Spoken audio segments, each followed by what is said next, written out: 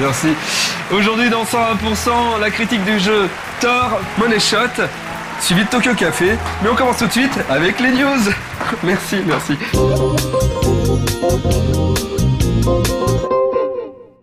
Le tristement célèbre Mindscape, éditeur bien connu pour avoir sorti beaucoup de jeux à la qualité douteuse comme Interville, a décidé de cesser ses activités dans le secteur vidéoludique. La direction a pourtant essayé de se racheter une image auprès des gamers, notamment en collaborant avec le studio Punchers Impact sur des jeux comme Crashers. L'échec de ce dernier a poussé ce jeune studio à mettre la clé sous la porte, poussant ainsi Mindscape à se recentrer sur son autre poule aux œufs d'or, la robotique. L'ancien éditeur a racheté la technologie Nabastag il y a quelques mois et s'apprête à en lancer un nouveau modèle. Vous savez, ces fameux lapins robots que l'on branche sur un ordinateur et qui changent de couleur. Le dernier projet de Punchers Impact, Lucha Fury, devrait tout de même sortir sur le Xbox Live Arcade ce mois-ci. Mais il semblerait que les autres versions du titre PC et PS3 ne soient plus à l'ordre du jour. C'est une triste fin pour un éditeur qui s'était décidé à arrêter l'exploitation de licences outrancières pour se concentrer sur la qualité. Nous leur souhaitons tout de même bonne chance pour leurs projets à venir et espérons que les employés de Punchers Impact retrouveront rapidement du travail.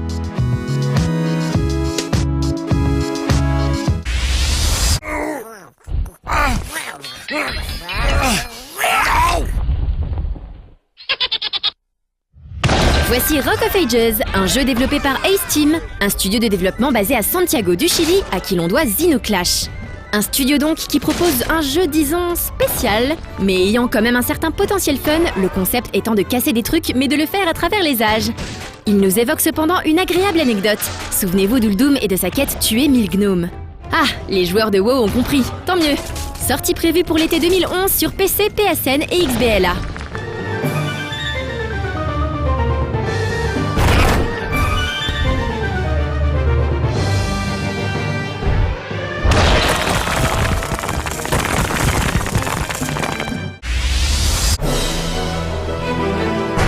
Nouvelle pour ceux qui ont apprécié Tales of Monkey Island.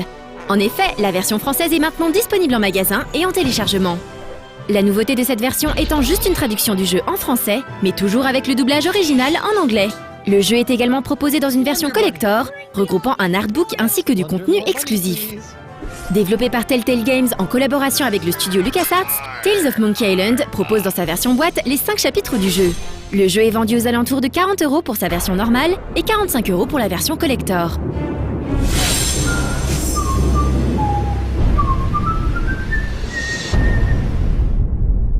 Yeah, this'll be a snap. A snap. A snap. Ow! Dans 101%, maintenant c'est la critique de jeu de Thor. Alors déjà Iron Man 2. Je sais que tu tournes, mais je voulais absolument te dire, j'ai appris ce qui t'est arrivé. Ça m'a tellement impressionné, quand j'ai su que tu y arrivais, je me suis dit, moi je peux au moins me couper les cheveux. Hein. Ouais, je vois, c'est bien. C'est pas que les abos remontaient, mais je me suis dit qu'il fallait le faire et c'est toi. C'est grâce à, c'est grâce à toi. Merci beaucoup Alex. Allez.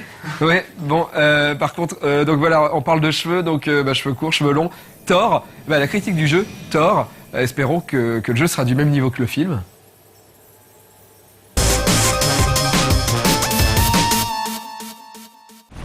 Thor God of Thunder. On aurait pu avoir un mélange osé entre le dieu nordique et le célèbre morceau de Kiss évoquant Zeus, mais non.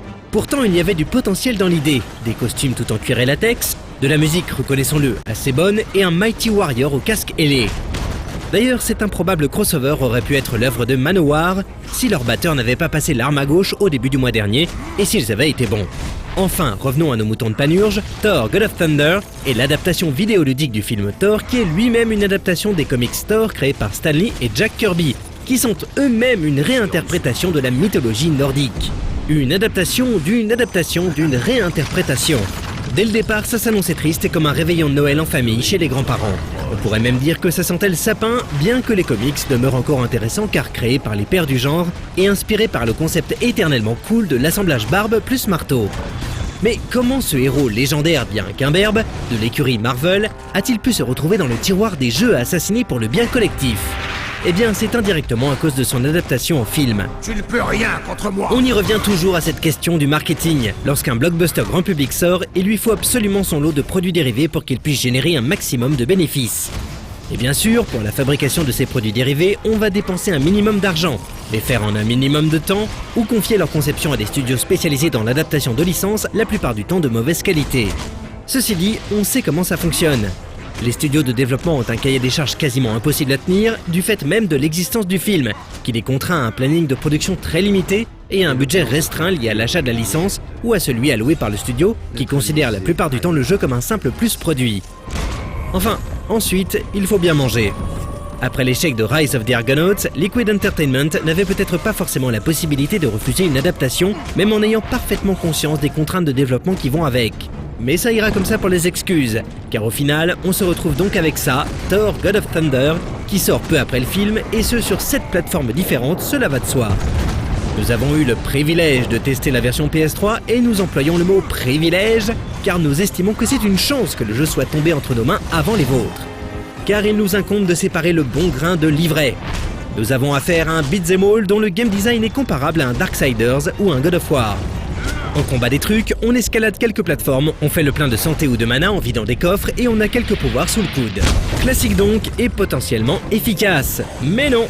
Même avec toute la bonne volonté du monde, il ne nous aura fallu jouer que 5 petites minutes pour se retrouver confronté à un bug de chute infini.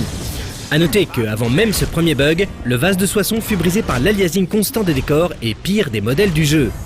Si on était mauvaise langue, on émettrait la supposition que Thor God of Thunder a été développé en natif sur PS2. Et puis ce game system, les beat'em all sont réputés pour être répétitifs, mais là où certains titres comme Darksiders s'en sortaient bien en alternant énigmes et combats, God of Thunder se contente de nous rappeler une énième fois ce que le mot couloir signifie. Si encore les phases de combat remplissaient leur rôle de défouloir, mais la hitbox douteuse des adversaires combinée aux tristes animations et à une gestion catastrophique de la caméra ont au fait de vous donner envie d'en voir la fin le plus tôt possible. Quant aux boss que vous affronterez la plupart du temps en caméra fixe, leurs patterns de ridicule seront régulièrement interrompus par « Oh, surprise !» des Quick Time Events. Vu qu'on touche à la fin de cette critique et qu'à No Life nous ne sommes pas du tout condescendants, et avons le souci de votre culture générale, on a décidé de remplacer la musique oiseuse par le fameux morceau de Kiss God of Thunder. Profitez-en bien.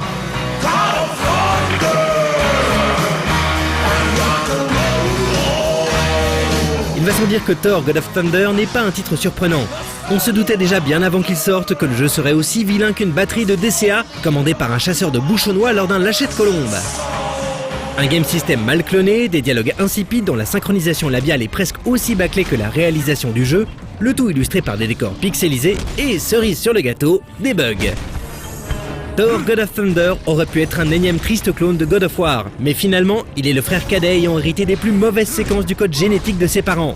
Le dernier né de Cain, la honte de la famille. 50 €, c'est trop cher payé pour un mauvais jeu PS2. Asgardien, les géants veulent ce qui nous appartient de droit. Faux, vous êtes venus pour mourir.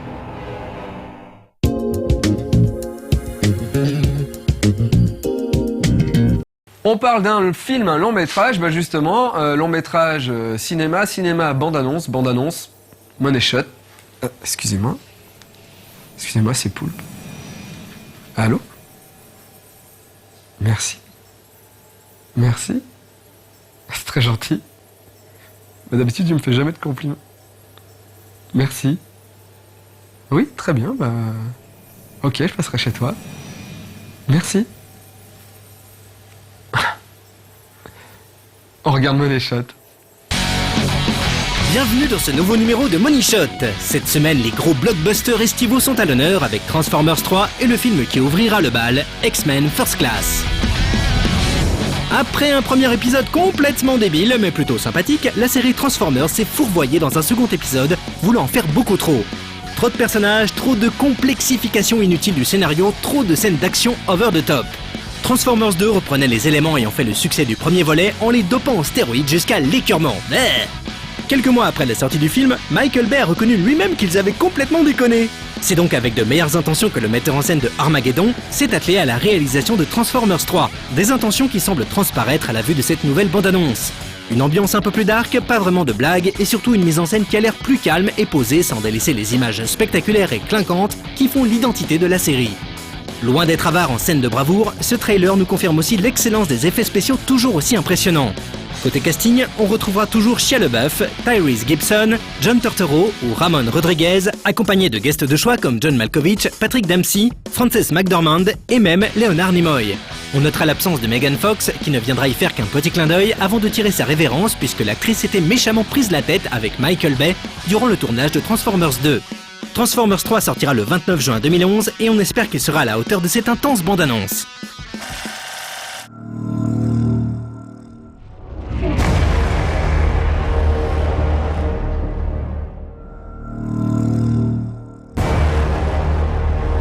Our entire space race of the 1960s was in response to an event.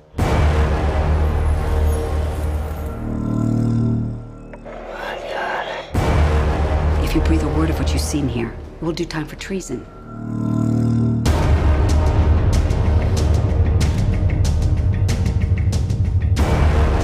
Everything humans know of our planet, we were told, had been shared. You lied to us. You've made a grave mistake.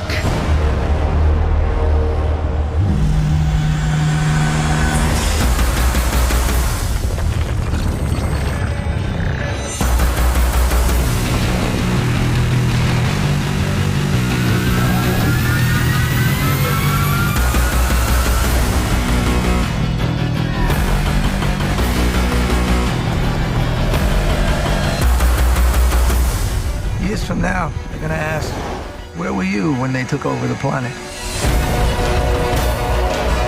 You'll be fine, I promise. It's over. I'm sorry, but it's over.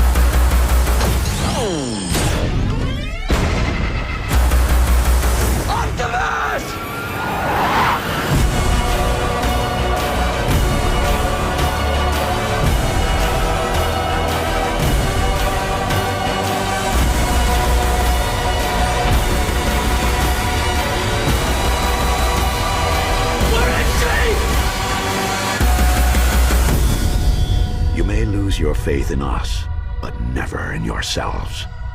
From here, the fight will be your own.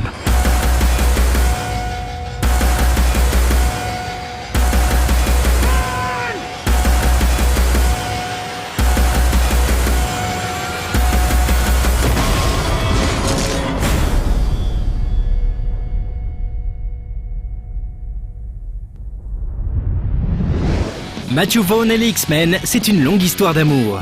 Le réalisateur de Layer Cake était pressenti pour mettre en scène le 3e volet des super-héros mutants.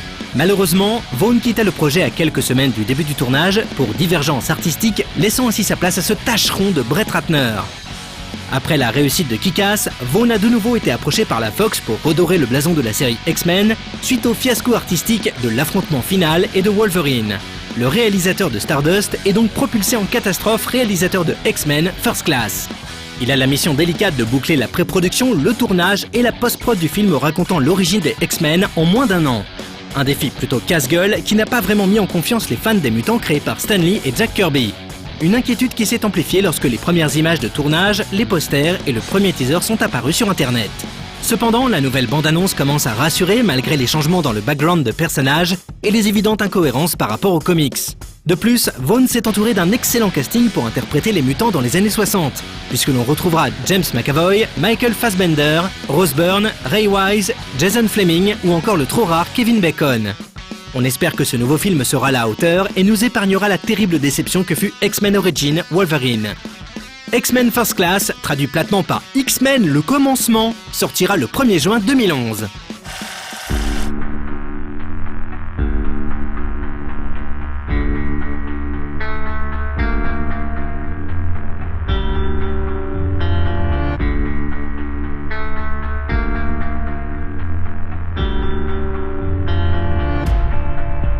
You have the chance to become part of something much bigger than yourself. What do you know about me?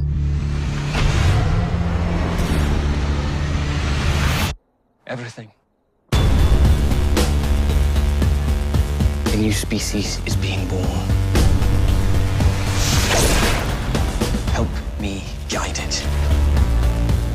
Shape it. Lead it. time for the tour. You have no idea what I'd give to feel normal. You want society to accept you, but you can't even accept yourself. Should we have to hide?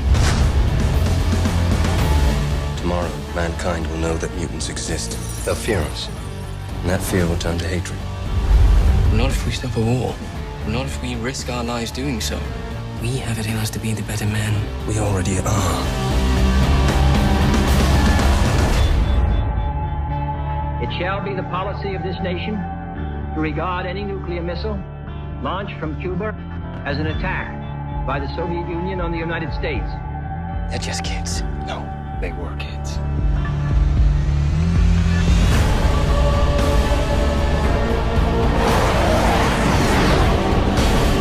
You ready for this? Let's find out. The cost of freedom is always high. No one can foresee precisely what course it will take. One path we shall never choose, and that is the path of surrender. Listen to me very carefully, my friend. Killing will not bring you peace. Peace was never an option.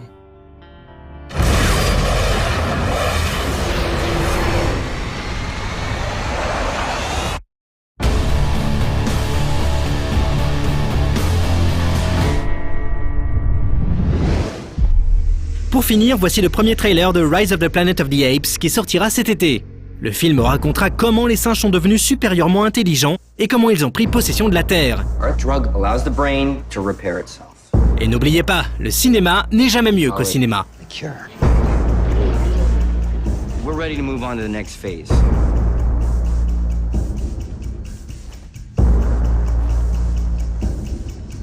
This one. This is wrong, Will. This has the potential to change lives. Some things aren't meant to be changed.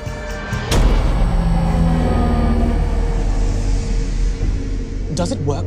Like we predicted. With one exception. The drug has radically boosted brain functioning. You mean increased intelligence?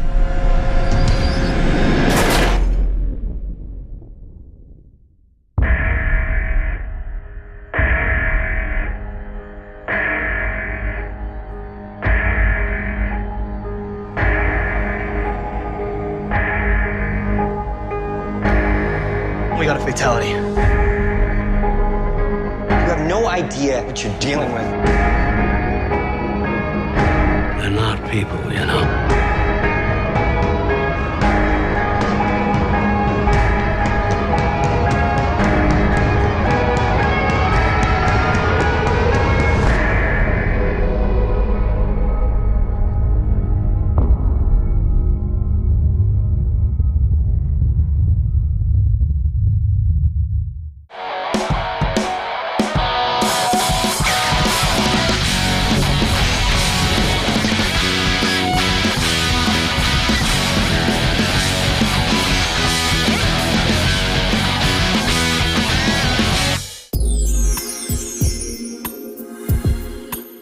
Tokyo Café, Suzuka, c'est maintenant dans 101%. Alors- Davy, attends une seconde. Oui, Alex. On a une petite surprise pour toi. Ouais. Regarde l'écran. Ouais. L'autre. Ah, pardon. Regarde bien. Salut Davy, c'est Marcus, j'ai eu ton message, bravo pour cette grande nouvelle. Je suis vraiment très fier de toi, tout No Life, vraiment tout le monde, le Ewok aussi, tout le monde était extrêmement fier. Bravo, j'avoue que ça fait de toi un homme maintenant, on peut le dire. Quelqu'un de bien, quelqu'un de grand, quelqu'un de profond. Vraiment Davy, voilà, j'ai qu'une envie maintenant, c'est te voir. Donc viens jouer chez Marcus, viens. Voilà, vraiment bravo. Voilà, les mots me manquent et le Ewok aussi. Hein. Tu veux dire quelque chose à Davy peut-être? Houdini. Voilà, Houdini, j'allais le dire. Merci Marcus, ça me touche vraiment beaucoup. On regarde Tokyo Café.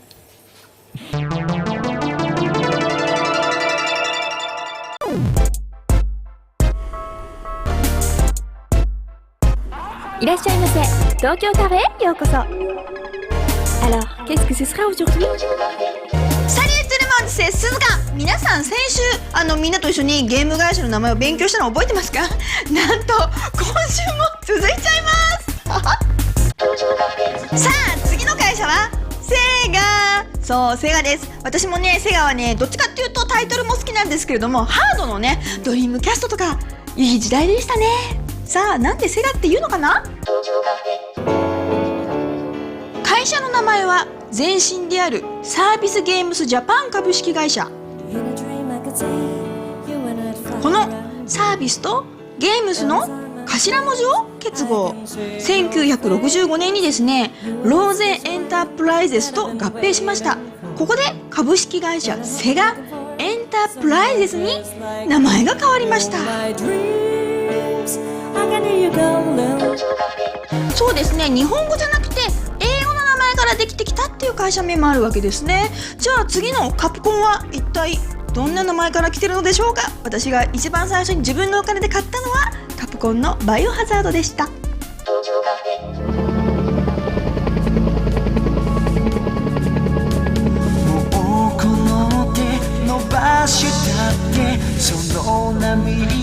これねちょっと面白いんですよ。カプコンを作った人っていうのは辻本さんっていうんですけれども、彼はなんとアイレムを作った人なんですね。でアイレムを作ってアイレムを辞めた後に1983年にこのカプコンっていう会社を作りました。つまり彼はアイレムを作ってカプコンを作ったっていうすごい人なんですね。このカプコンという名前はですね同じ系列の会社のカプセルコンピューターからカプセルコンピューター、これでカプコンだ。すぐそばで見つめてるじゃない。さあ続きましてビッグタイトルが揃っているソニーを紹介します。ソニーはねもうねプレイステーションなんてねみんな知ってると思いますけれども、タイトルで言うと私が好きだったのはパラッパラッパーとか、あと上田さんのイコなんかもやり込みました。というわけででは早速ソニーはなんでソニーっていう名前なんでしょうか。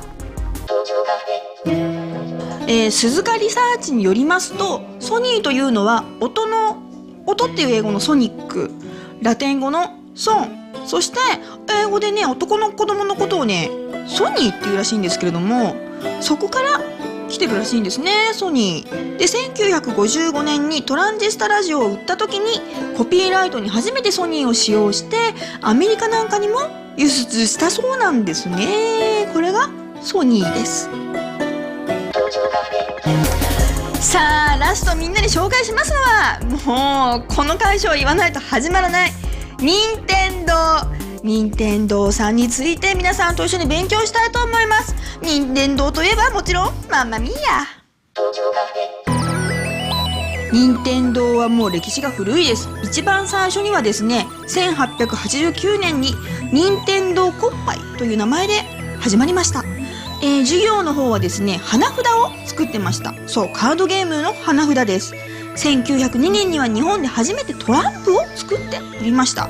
そう初めてトランプを作ったのが任天堂なんですね。で今の任天堂株式会社に名前がなったのは1963年です。この任天堂の名前の由来としてよくね耳にするのは日本のプロベーブの人事を尽くして天命を待つというここから来てると言われてます。これはどういう意味かと言いますと、やれることをやってあとは神様に任せましょう。もうこの考え方は花札精神ですか。任天堂。さあみんなまた一つ賢くなったかな。来週もゲーム会社の名前を続けません。来週はまた別のことやるのでみんな安心して女の子も見に来てください。ふぶねゴンブフね。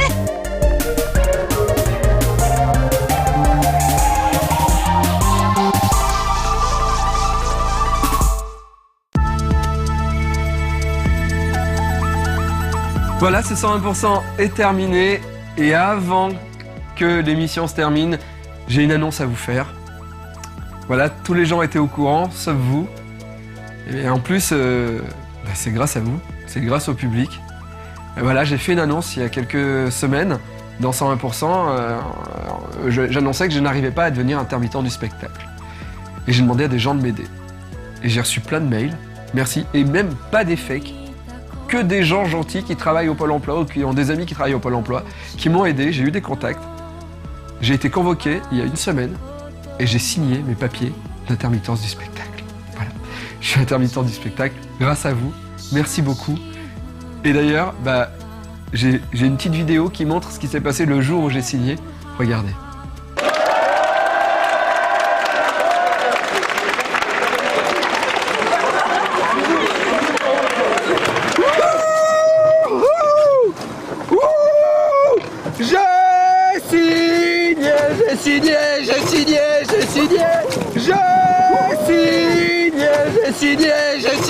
J'ai signé.